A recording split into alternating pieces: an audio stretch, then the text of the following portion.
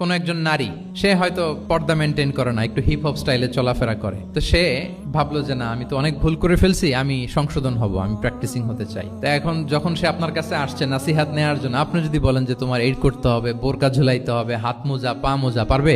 এ বলবে আগে যা ছিলাম ভালোই ছিলাম। তাকে একটু একটু করে বোঝাতে হবে, মানে এই হেজাব এটা কেন, হ্যাঁ, কাভারিং আওরা এটা কেন, কেন এটা করতে, এটা বেনিফিটটা আগে বুঝালেন যে Islam consider women as a queen, নারীকে ইসলাম কি হিসেবে কনসিডার করে?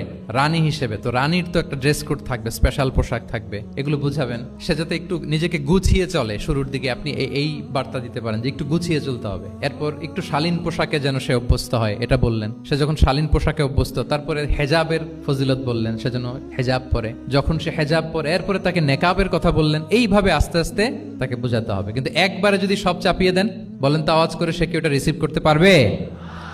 কারণ এই যে গ্রাজুয়ালিটি আর তাদাররুজ, এই সিস্টেমটা আপনি ভায়োলেট করেছেন, করেন নাই। একটু একটু করে বললে এটা মানুষের ফিতরাতের সাথেও যায়, তার নেচারের সাথেও যায়। আমরা মদ হারাম হওয়ার কথা জানি, কয়টা স্টেপে হারাম হয়েছিল মদ? একবারে যদি বলা হতো বন্ধ করার সহজ হতো সাহাবাদের জন্য? হতো না। অনেকে আছে দেখবেন যে চেইন স্মোকার, তো যে চেইন স্মোকার, আপনি যদি বলেন যে এটা হারাম, আজকেই তোমার বাদ দিতে হবে, হারাম, এটা খাইতে পারবে না, পারবে? ও দুনিয়া সব বাদ দিতে পারবে, সিগারেট বাদ দিতে পারবে না। তো তারে কি করতে হবে? ফ্লেক্সিবিলিটি দিতে হবে, যে আস্তে আস্তে ছাড়েন।